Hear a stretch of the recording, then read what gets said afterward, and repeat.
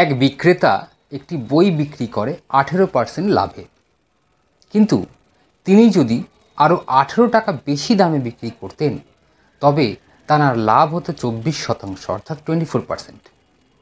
তাহলে বলুন তো বইটির ক্রয় মূল্য কত ছিল, অর্থাৎ কস্ট প্রাইস কত ছিল?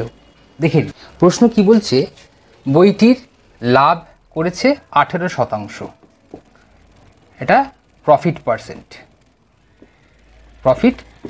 কত? 18%।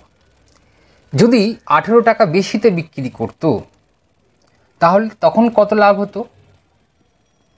তখন হতো 24% হতো।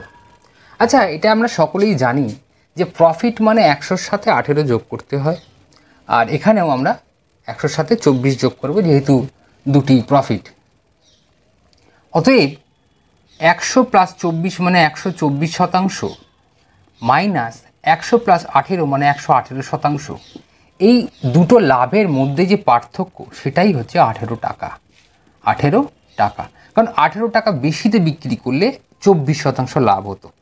তাহলে এই দুটোর তফাতই হচ্ছে 18, তাই তো? অর্থাৎ বলা যেতে পারে 6% সমান হচ্ছে 18 টাকা। তাহলে 1% কত? 18/6। এবং 100% কত?